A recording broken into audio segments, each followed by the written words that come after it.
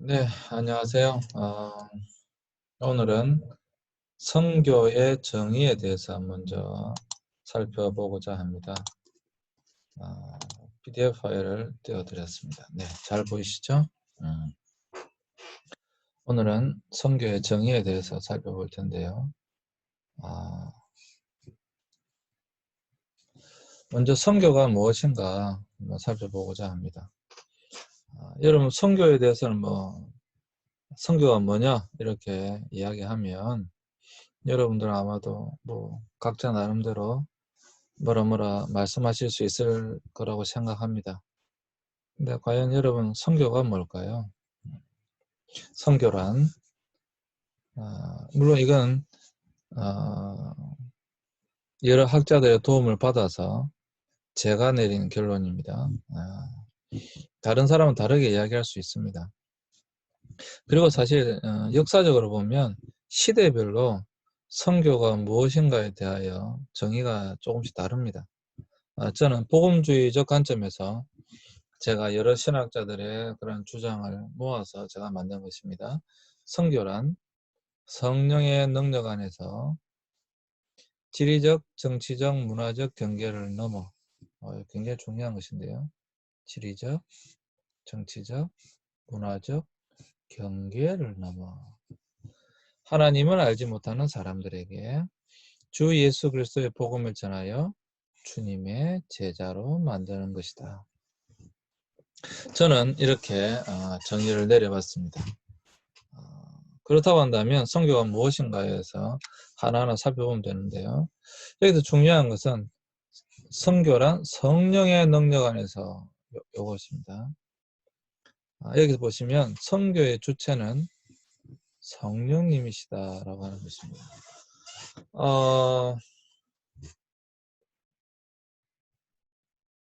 이것만 가지고도 사실 강의할 게 1시간이 넘는데요.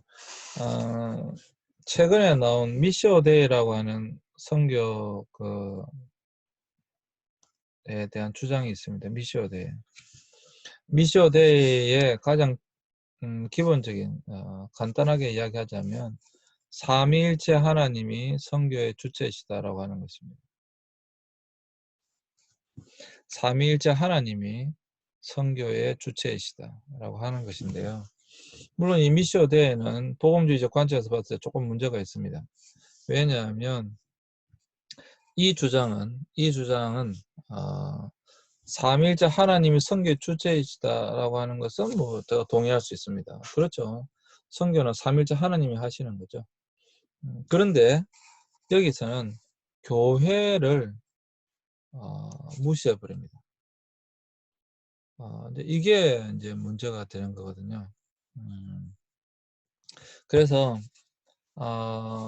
전통적으로 우리의 어떤 선교관을 보면 하나님이 계시고 교회가 있고 그 다음에 세상이 있습니다. 그래서 하나님은 교회를 통하여 세상 가운데 자신을 계시하신다 라고 하는 것이 지금까지 일반적인 우리가 복음주의적 관점에서 봤을 때 우리가 받아들이는 그런 주장이었죠. 다 동의하는 그런 내용이었습니다. 근데 미시오데이가 나오면서 이걸 이제 바꿔버립니다. 삼위일체 하나님이 선교의 주체이시고 하나님은 세상 가운데 직접 자신을 계시하신다. 이렇게 이제 이야기하게 되는 겁니다. 그리고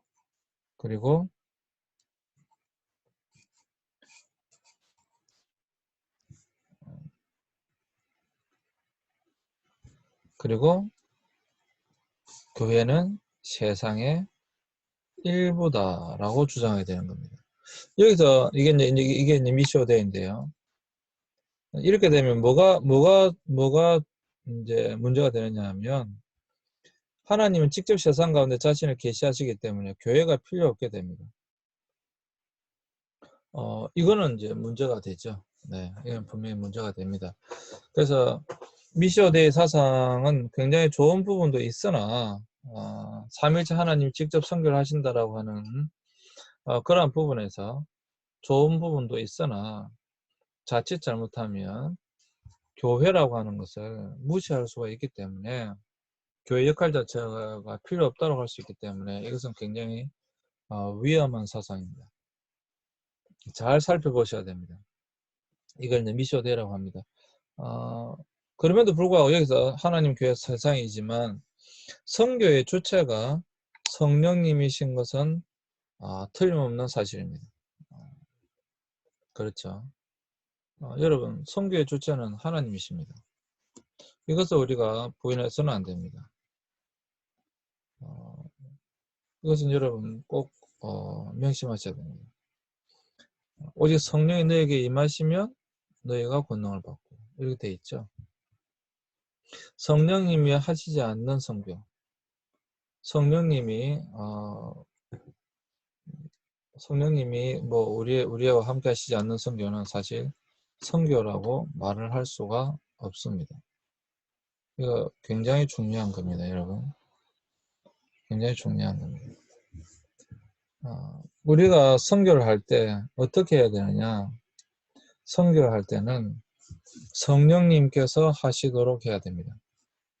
우리의 선교, 성령님께서 하시지 않기 때문에 사실 문제가 되는 것입니다.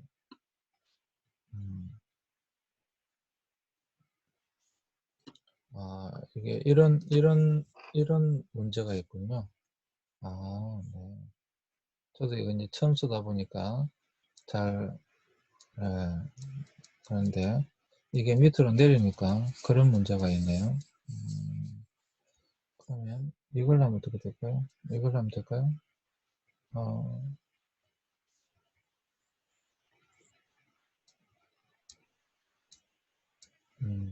그렇죠. 될 수가 없죠. 그래서 여러분, 선교란 성령의 능력 안에서 지리적, 정치적, 문화적 경계를 넘어 하나님을 알지 못하는 사람들에게 주 예수 그리스도의 복음을 전가하는 것인데,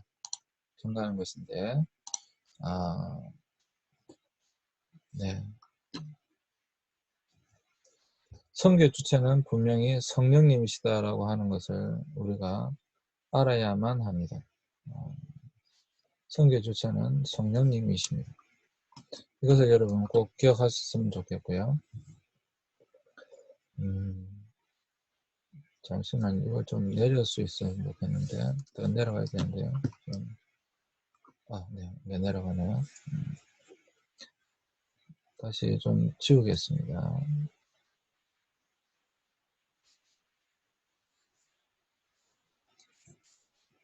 잘 보셨죠? 네.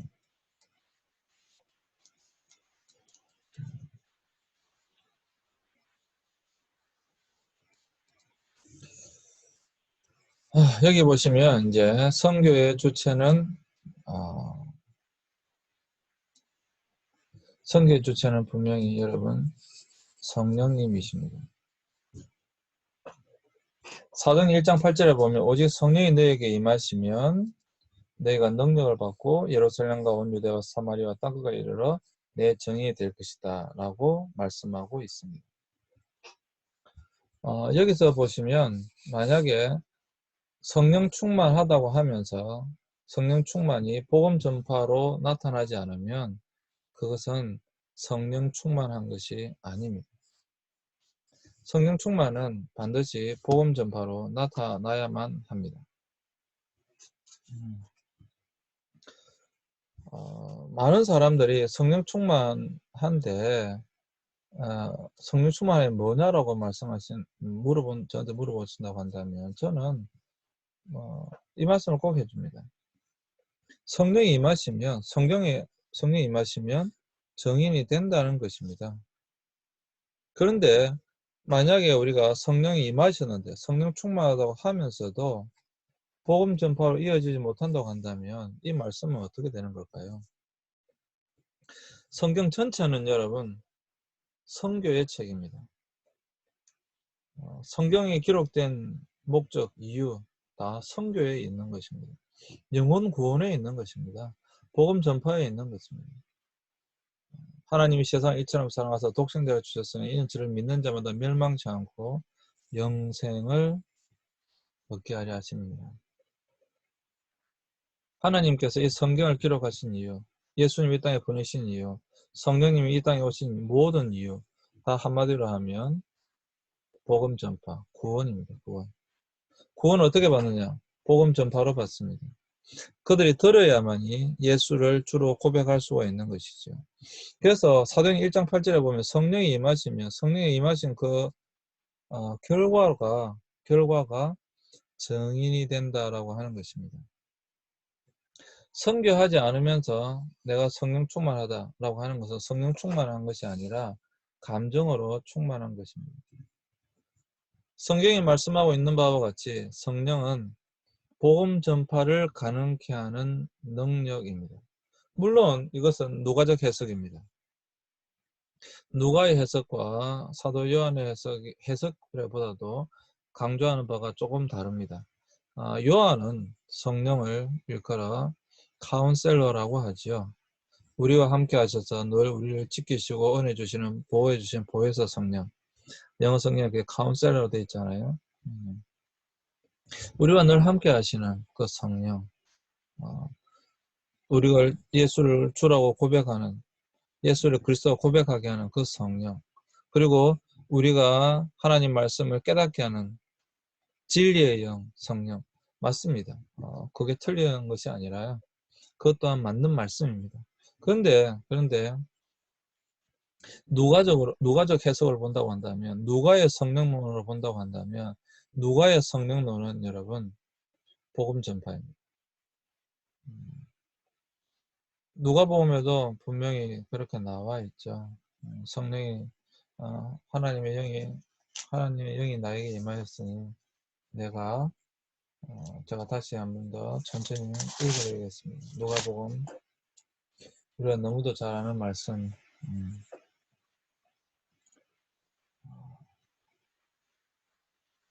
주의 성령이 내게 임하셨으니 이는 가난한 자에게 복음을 전하게 하시려고 내게 기름을 부으시고 나를 보내사 포로된 자에게 자유를 눈먼 자에게 다시 보게 함을 전파하며 눌린 자를 자유롭게 하고 주의 은혜의 해를 전파하게 하려 하십니다.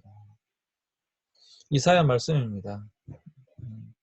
누가복음 4장 18절에 나와 있는 여기서 누가는 주의 성령이 내게 임했다.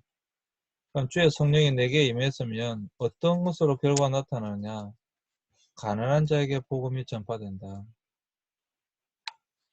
가난한 자가 나오죠. 그리고 이 가난한 자는 포로된 자,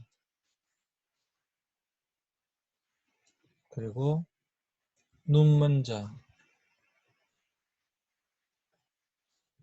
그리고 눌린 자.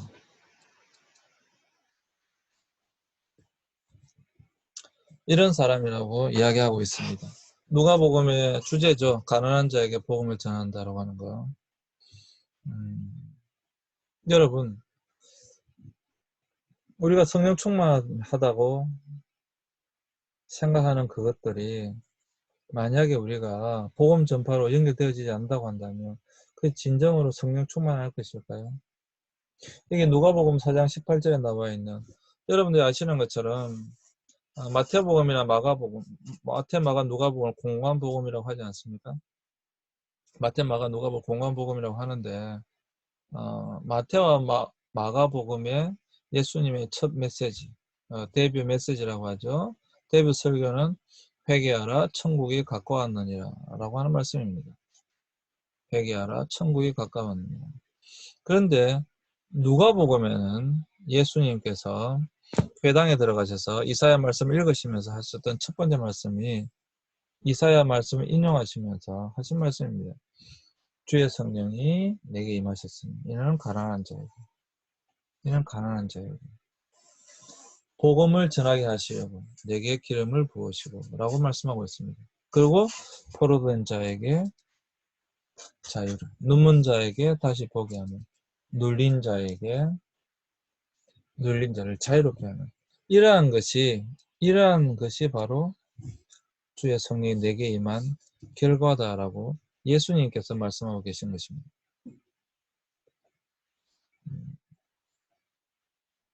저는 순복음 교단의 목사입니다. 뭐 제가 지금 교단에 속해 있지는 않지만 저는 복음주의자입니다. 목사 안수를 순복음 교단에서 받았다는 거죠. 사실 순복음 교단은 없죠. 하나님의 성입니다. 하나님의 성에서 받았습니다. 많은 순복음 교단의 성도들이 성령 충만이 뭐냐라고 하면 기도원 가가지고 요즘은 기도원도 잘 가지 않죠. 어쨌거나 뭐 예전에는 기도원 가가지고 불로 하면서 방방 뛰는 것이라고 생각을 많이 했습니다. 진정한 성령 충만이 무엇일까? 물론 그런 뜨거움도 필요합니다. 그런 뜨거움 필요합니다. 강청하는 기도도 필요하고요. 저도 하고요. 집회도 많이 하니까 합니다. 그런데 그것으로 끝나면 안 된다라고 하는 것이죠. 여러분, 성령 충만함이 뭡니까? 성령 충만함은 복음 전파로 이어져야만 합니다. 만약에 우리가 복음 전파로 이어지지 못한다고 한다면 그건 성령으로 충만한 것이 아니라 감정으로 충만한 것입니다. 만약에 성령 충만이 복음 전파로 연결되지 않는다라고 했을 때는 이 말씀이 지금 우리가 보고 있는 사도행 1장 8절 말씀, 누가복음 4장 18절의 말씀, 이 말씀들이 지금 우리와는 상관이 없는 그런 말씀이 되는 것이죠. 여러분, 선교의 주체는 성령님이십니다. 오직 성령이 우리에게 임해야 되는 것입니다. 그리고 그 성령의 능력을 받아서 가난한 자에게 복음을 전해야 되는 것입니다. 포로된 자에게, 눈먼 자에게, 눌린 자에게 가서 그들에게 복음을 전해야 되는 것입니다. 성경이 말씀하고 있는 바와 같이 성령은 복음 전파를 가능하게 하는 능력입니다. 누가적 해석이 그렇습니다. 누가의 성령은 복음 전파의 능력이에요. 복음 전파를 가능하게 하는 능력입니다. 그래서 성령 충만의 증거는 선교로 연결되어져야만 합니다. 앞으로 저는 이 부분을 계속해서 강조하게 될 것입니다. 그리고 할 수 없는 부분에 대해서는 우리가 어떻게 할 수가 없습니다. 할 수 없는 것을 하라고 하는 것은 뭐 말이 안 되는 것이죠. 그러나 할 수 있는 대로 복음을 전해야만 합니다. 선교는 우리의 힘으로 하는 것이 아니라 성령의 능력으로 가능한 것입니다. 저는 CCC 출신이기 때문에 제가 CCC에서 하는 그 문구를 한 말씀드리자면 성공적인 전도란 이런 말이 있습니다. 성공적인 전도란 성령의 능력 안에서 오직 예수 그리스도만을 전하고 그 결과는 하나님께 맡기는 것이다. 이게 성공적인 전도라고 저는 배워왔습니다. 성공적인 전도란 뭐 선교의 정의하고 비슷하죠, 사실. 성공적인 전도란 성령의 능력 안에서 오직 예수 그리스도만을 전하고 그 결과는 하나님께 맡기는 것이다. 그게 성공적인 전도인 것이죠. 여러분, 우리가 구원시키는 게 아니잖아요. 결과는 하나님의 손에 있는 것입니다. 하나님이 구원하시고 안 하시고는 하나님의 손에 있는 것이죠. 우리는 오직 성령 안에서 예수 그리스도만을 전하는 것뿐입니다. 그리고 그 결과로 하나님께서 그들을 구원하실 것입니다. 물론 아닐 수도 있습니다. 근데 우리가 그 결론을 낼 수 있는 것은 분명 아니다라고 하는 것이죠. 여기서 중요한 것은 성령의 능력 안에서입니다. 선교는 복음 전파는 성령의 능력으로 가능한 것입니다. 오늘날 한국 교회를 보면 전도하지 않아요. 왜 그럴까요? 뭐 여러 가지 이유가 있을 것이지만 제가 굉장히 조심스럽게 말씀드렸어요. 사실 제가 굉장히 직설적인 사람인데 정말 그냥 굉장히 순화시켜서 말씀드린다고 한다면 성령의 능력을 잃어버린 거예요. 한국교회가.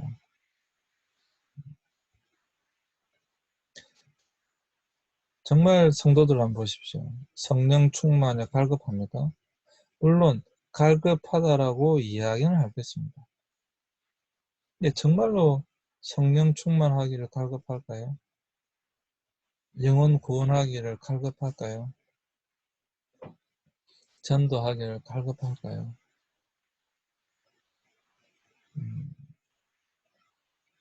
아니면 세상 가운데 살기 바빠서 그냥 허덕이며 살아가고 있지 않나요?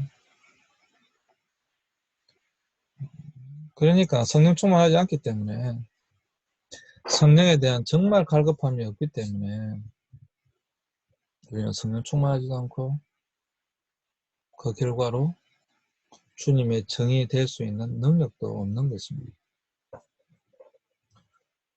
저는 그렇게 생각합니다.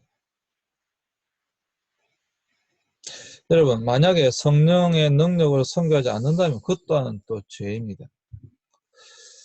왜냐하면 그것은 성령으로 하지 않는 것은 선교가 아니라 인간의 자기 욕망이기 때문에 그렇습니다.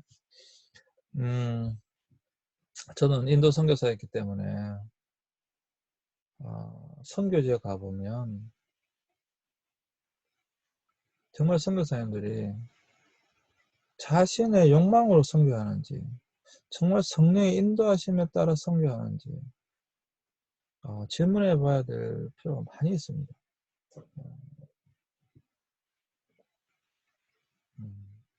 성령으로 하지 않는 모든 것은 죄입니다. 그때 CCC에서 나오는 이야기인데 성령을 하지 않는 모든 것은 죄이다. 왜? 성령을 하지 않는 모든 것은 인간이 하지 않는다는 것은 인간이 자신의 욕망으로 하는 것이기 때문에 그렇습니다. 과연 성령으로 하고 있는가? 아니면 자신의 욕망으로 하고 있는가? 그걸 살펴보라 이 말입니다.